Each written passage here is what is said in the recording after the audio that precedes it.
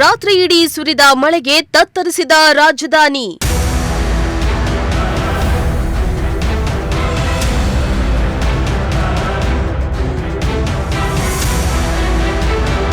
ಮಳೆಯಿಂದ ಬೆಂಗಳೂರಿನಲ್ಲಿ ಸಾಲು ಸಾಲು ಅವಾಂತರ.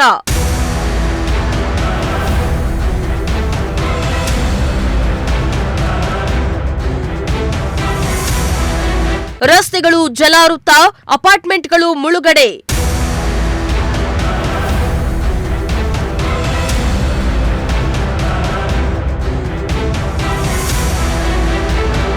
ರಾಜ್ಯದ ಹಲವೆಡೆ ನಿನ್ನೆ ರಾತ್ರಿ ಭಾರೀ ಮಳೆಯಾಗಿದ್ದು ರಾಜಧಾನಿ ಬೆಂಗಳೂರು ತತ್ತರಿಸಿ ಹೋಗಿದೆ.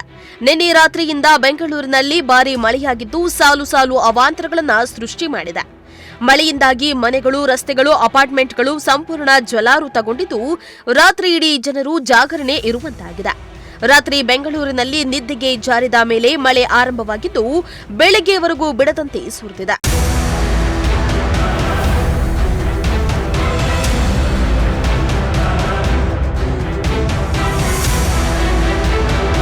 ಮಳೆಯಿಂದಾಗಿ ತಗ್ಗು ಪ್ರದೇಶಗಳಲ್ಲಿನ ಮನೆಗಳು, ಅಪಾರ್ಟ್ಮೆಂಟ್ಗಳಿಗೆ ನೀರು ನುಗ್ಗಿದ್ದು ರಾತ್ರಿ ಇಡೀ ಮಳೆ ನೀರಲ್ಲೇ ಕಾಲ ಕಳೆಯುವಂತಾಗಿತ್ತು. ಬೆಂಗಳೂರಿನ corporation, Majestic, Chamarajpet, KR market, Shantinagar, Malleshwaram, Rajajinagar, Yeshwanthpur, Peenya, Banashankari, Katriguppe, PES, Kamakshipalya, Koramangala, Sunkadakatte ಸೇರಿ ಬೆಂಗಳೂರು ನಗರಾದ್ಯಂತ ನಿನ್ನೆ ರಾತ್ರಿ ಭಾರೀ ಮಳೆಯಾಗಿದೆ.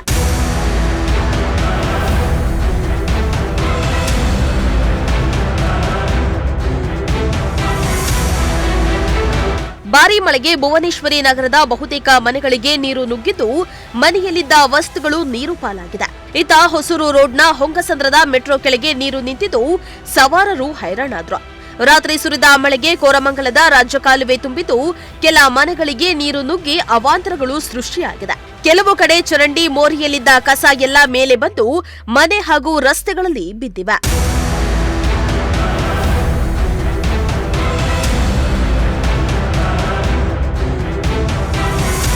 ಇತ್ತ ಕೊತ್ತನೂರು, ಹೆಣ್ಣೂರು ಕ್ರಾಸ್ ಬಳಿಯೂ ಮನೆಗಳಿಗೆ ನೀರು ನುಗ್ಗಿವೆ.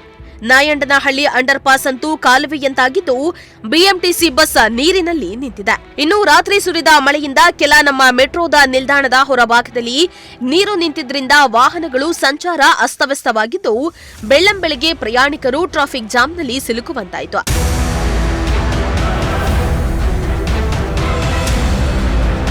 ಇದಲ್ಲದೆ ರಾತ್ರಿ ಸುರಿದ ಭಾರೀ ಮಳೆಗೆ ಅನೇಕ ಅಪಾರ್ಟ್ಮೆಂಟ್ಗಳು ಮುಳುಗಡೆಯಾಗಿದ್ವು.